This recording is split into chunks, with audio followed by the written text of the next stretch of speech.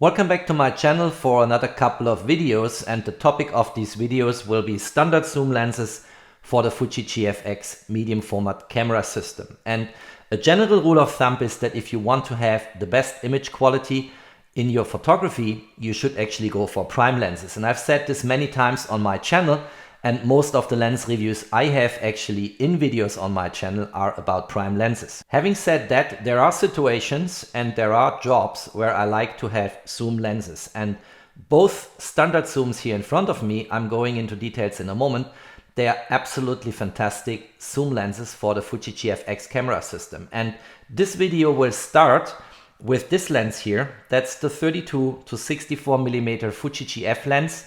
Its widest open aperture is an f4, and this is the first lens I owned on the Fuji GFX camera system quite some years back when the Fuji GFX 50S hit the market. So over the years I've shot a lot of images with that lens, and I can claim that I know this lens very well. And clearly in this video I want to quickly explain the lens, but most importantly also showing you footage and sample images, and in this way demonstrating what this lens is capable of. And the second lens, which I will review in a follow-up video, is this one here, and that's the 45 to 100 millimeter Fuji GF lens. Widest open aperture is also an f4, and this is a lens I have for, I would say now, probably about 7 months. And I think it is a fantastic lens. And I just used this lens here on the Fuji GFX 100S, where it is currently mounted, a few days ago at a photo model shooting in Zurich. And clearly in the second video I need to present the footage and show you also what this lens is capable of. For both lenses, I actually think that I can safely claim that the quality coming out of these lenses at any focal length you choose is coming very close, if not the same, as if you would shoot at that focal length with a prime lens. And that is a very rare property which you don't find very often in zoom lenses. Clearly the overall Fuji GFX camera system is fantastic by itself, and that's why these top-notch cameras deserve top-notch lenses. And now let's kick off the video.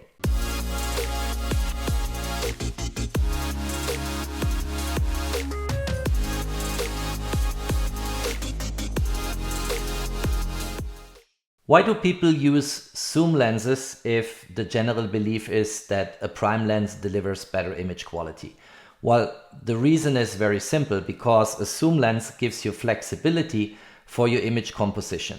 And here you have a range from 32 up to 64 millimeters. And since this is a medium format camera system, if you want to know the full frame equivalent focal length, the 32 millimeters in a full frame equivalent is a 25 millimeter lens, and the 64 millimeters on the GFX camera system correspond to 51 millimeters. So you are here in a typical wide angle setting at 25 millimeters. Typically 24 is the standard in full frame setup, and 64, 51 millimeters, if you do it in a calculatory exact way, is the focal length you get in the tele setting, which is give or take a normal focal length of 50 millimeters. So you have here a very nice lens capable for cities, landscape, but also for people photography. And in the images I'm going to show later in the video, I will try to demonstrate what this lens is capable of. Sharing a few more properties of the lens, I do not go into the details of the spec sheet this time, but we talk about 14 elements in 11 groups in the optical construction of the lens, including 3 aspherical elements. So the optical standard which is built into that lens is super high. Then we have a field of view at the 32 millimeters here of 81 degrees. And again, the 32 millimeters in the full frame setup correspond to 25 millimeters. And at 64 millimeters, we have a field of view of 46.3 degrees. So then, of course, it gets much more narrow in your field of view and the angle you have in front of you. Widest open aperture is an f4, as I said before, and you can actually stop this down all the way to an aperture of 32, where you very likely will see a little bit of diffraction kicking in. Now, the minimum focusing distance in the wide angle setting here at 32 millimeters is 50 centimeters. And in the tele setting, it's a little bit a step back, and you have 60 centimeters, so 10 centimeters of difference if you are in the tele setting here on 64 millimeters. The reproduction ratio or magnification ratio is 0.12. So you can actually have type of close-up shots with that lens, but not in the same way as with some prime lenses I've just recently shown on my channel. But it is not a problem, as I will show in the sample images, because the crop reserves at a 50 megapixel sensor, like for instance you would have it in a Fuji GFX 50S or 50R, or even better in a Fuji GFX 100 or 100S with a 100 megapixel sensor, are enormous. So you can deeply crop into the image, still have a 20 megapixel or 24 megapixel image, and in this way simulate a close-up or macro situation as if this lens would be capable to go much closer and as if this lens would have a higher magnification ratio. The lens is quite sizable, as you can see, so this is by far not a small lens, and it also has some weight, so we have 875 gram here, and the filter size here is 77 millimeters, which is also something you need to take into account, because if for instance you want to have a neutral density filter, then a 77 millimeter filter size will not end up with the cheapest filters you can get on the market. The price tag of this lens is around $2,300, which is expensive, but given that this is a medium format camera system here, is also affordable if you compare it for instance to Hasselblad XCD lenses or to other medium format camera systems. I want to go into sample images now, and first of all I want to demonstrate the field of view if you are in the wide angle setting here at 32 millimeters and then go into 64 millimeters. And as I said before, in the full frame equivalent, so you have a better orientation, this here corresponds to 25 millimeters, and the 64 on the GFX system correspond to 51 millimeters, so normal focal length. So let's have a look into these images and how the field of view changes if we take the image with 32 millimeters versus 64 millimeters.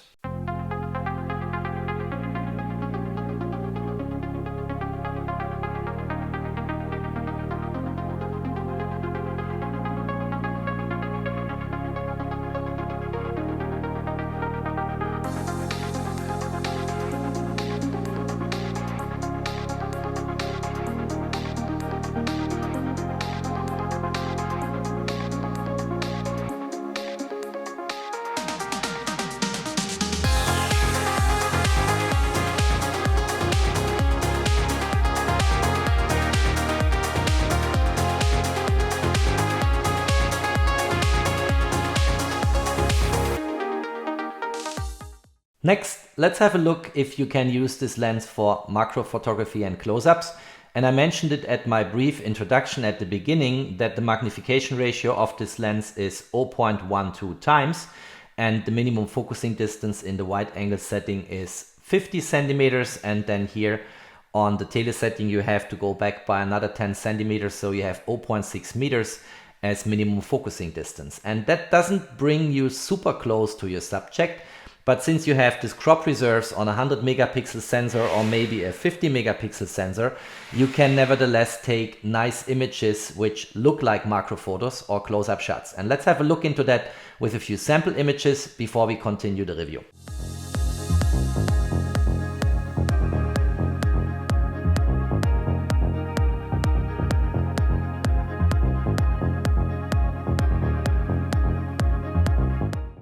Since in the GFX system 32 to 64 millimeters is 25 to 51 millimeters in the full frame setup, this lens is ideal for architecture, cities, landscape and all of that. And let's have a look into a few sample images to confirm that and get an impression from the image quality if you use that lens on a Fuji GFX 50S or 50R or a GFX 100S or the GFX 100.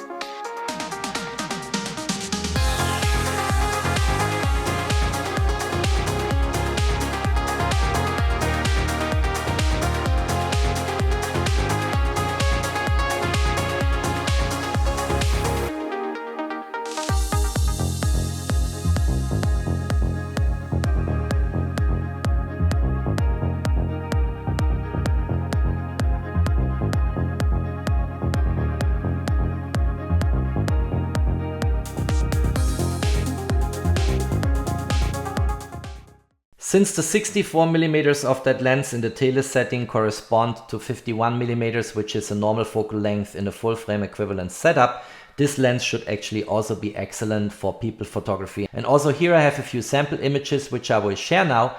And again, I encourage you to pay attention to the enormous amount of detail you get in these images and the fantastic way this lens renders light towards the sensor.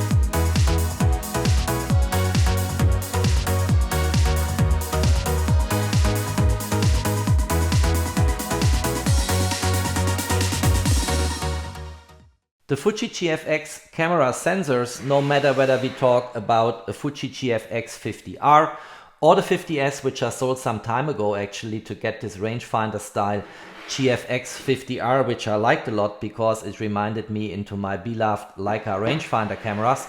Or if you shoot with the GFX 100S or with the GFX 100, which is very likely one of the most professional instruments you can have in photography, these sensors are very capable to deal with low light situations. Having said that, every light that reaches the sensor has to pass through the lens first. So let's, at the end of my collection of sample images which I wanted to show, look at a few low light images and get your own impressions how this lens is performing on top of a Fuji GFX sensor to render scenes with low light and to actually capture very nice images, as I think, in the way I'm going to show you right now.